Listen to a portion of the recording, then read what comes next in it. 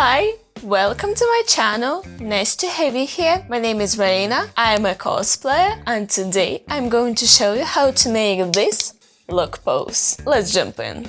For the post-timeskip lock pose, I used a plastic bracelet, 2, 3 and 5 mm EVA foam, 5 mm PVC, thin wire, candy mold, and also acrylic primer, acrylic paint, matte acrylic varnish, super glue, and hot glue. And I needed the following tools: the box cutter, the scissors, a nail file, pliers, heat gun, and glue gun. First of all, I needed the base for the lock pose that consisted of this bracelet and this wooden piece. I took the bracelet and sanded it with the nail file for the paint to stick to the bracelet a bit better. Then I took 5 mm EVA foam for this base, cut out 3 identical square pieces and glued them together with a super glue. It would be better to take 10 or 15 mm EVA foam, but I simply didn't have it at the moment, so I had to use 3 layers of 5 mm EVA foam. And I had to glue the 3 layers together first, so there would be no gaps between them, and then I took a jar of a proper diameter and cut out the rounded base. I also had to make the rounded edges, so I took the scissors, cut off the edges on both sides and smoothed them out with the nail file. It would be easier to use Dremel for this, but mind you, the dust will be all over the place, even if you use the vacuum cleaner at the same time. Next, I needed to make this wooden pattern on the base, so I drew it out with a pen. Then I took a box cutter and made these small gutters. Mind you, the blade must be super sharp for you to make these gutters, so you need to sharpen the blade with the sandpaper as you're making these gutters. But if they still end up bumpy, don't worry, just take a nail file and fix it.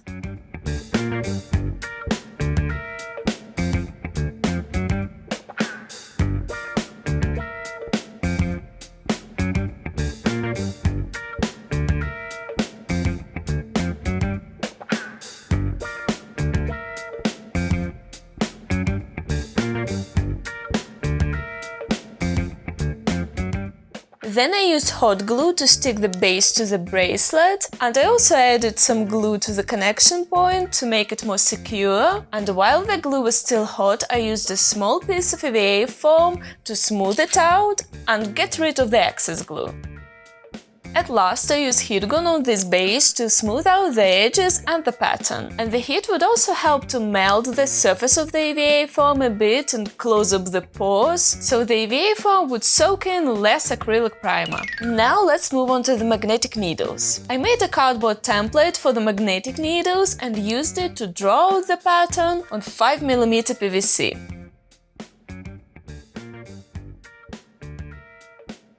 Then I cut out 6 diamond-shaped pieces. 2 of these pieces together are going to form a magnetic needle. So I marked a center point on each of those pieces and cut off the edges up to the center point.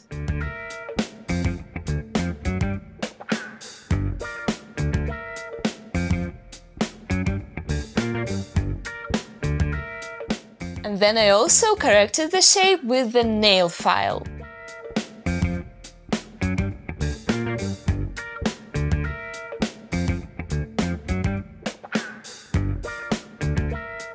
Then I took a huge needle and poked a hole in 3 of those pieces.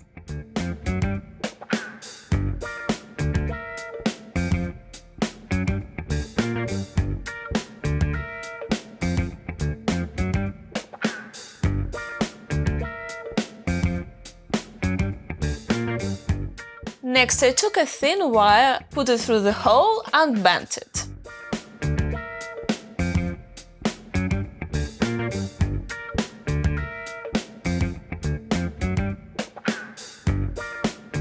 Before gluing the 2 pieces of the magnetic needle together, I had to cut out a small gutter for the end of the wire that was going to be inside of the magnetic needle. And I also cut off the opposite end of the wire because it was way too long and I needed just a few centimeters of it for the compass. Then I glued the two halves of the magnetic needles together and they turned out way too bulky, so I had to use a box cutter and the nail file to make them smaller and sharper.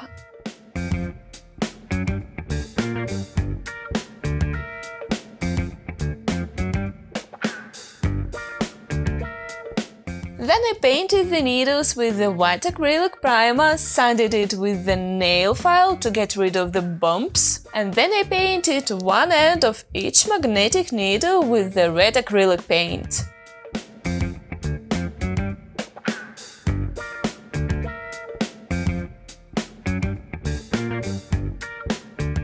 If the primer or the paint gets on the wire, you can get rid of it with the box cutter or with the nail file. When I finished with the needles, it was time to make the compasses themselves. I ordered a plastic candy mold to cut the hemispheres out of it. The problem was that it had just two 3cm hemispheres and the two hemispheres that were slightly smaller, and I didn't notice it on the pics when I was ordering it. But I didn't have time to order a different one, so I had no choice but to use that one. So I cut out 3 hemispheres with the box cutter and used a huge needle to poke a hole on top of each hemisphere.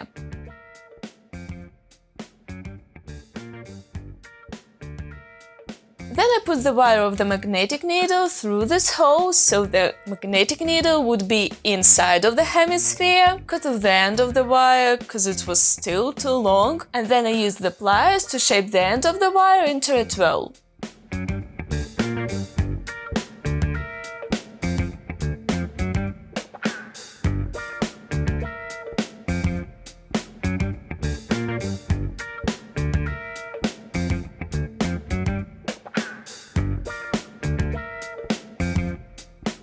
Next I had to cut out the bases for each compass out of the 2mm EVA foam. But since one of the hemispheres was smaller than the other ones, I had to add some extra height to this compass, so I took the 3mm EVA foam, cut out a circle for the base and smoothed out the edge with the nail file. Then I cut out a smaller circle inside of it to make a ring. Then I primed this ring with the white acrylic primer, leaving out just the lower side of this ring that's going to be stuck to the base, and I used super glue to stick it to the piece of 2mm EVA foam that's going to become the basis for the compasses. That piece of EVA foam that I used for the basis was already primed before I glued the ring onto it, but you can glue the ring first and then prime it all together. Then I painted this piece of EVA foam with the acrylic paint and used the hot glue to stick the hemispheres onto it.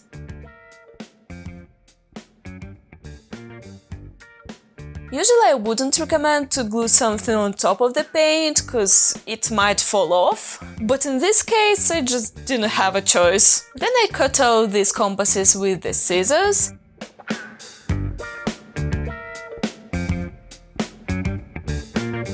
Positioned them on the base without gluing them, and after I found the best position for each compass, I glued them on the base one by one with the hot glue.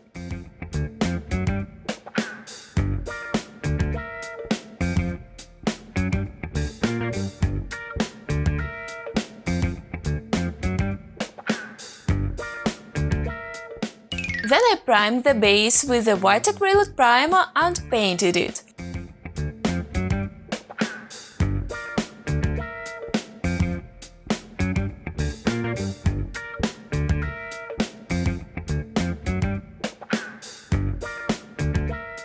Honestly, it would be way easier to prime and paint it before gluing the compasses onto the base, so you wouldn't have to paint these tiny spaces between the compasses, especially this wooden pattern. It was a torture. In this case, you'll have to put the compasses on the base, mark their position, like draw out a circle around each compass, prime and paint the base while leaving out 3 circles for each compass, and then glue the compasses. I have no idea why it didn't come to my mind when I was making this lock pose, but don't make the same mistakes. For this wooden pattern, I took the tiniest brush I could find and drew the lines inside of the gutters. And then I also drew the same pattern on the bracelet.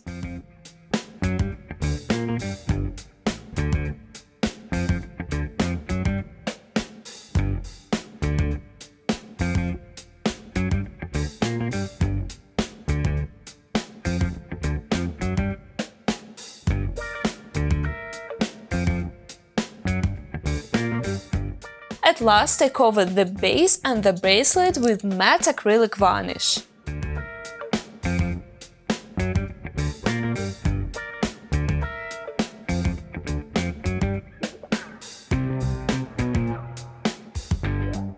And that's how I made my post-timeskip lock pose.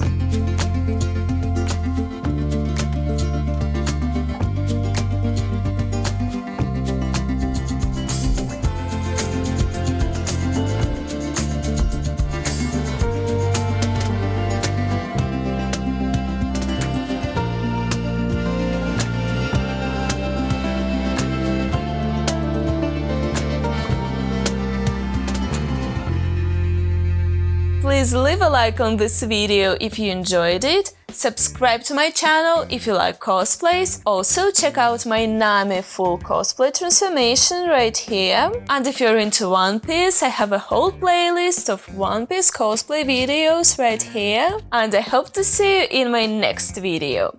Have a nice day, bye!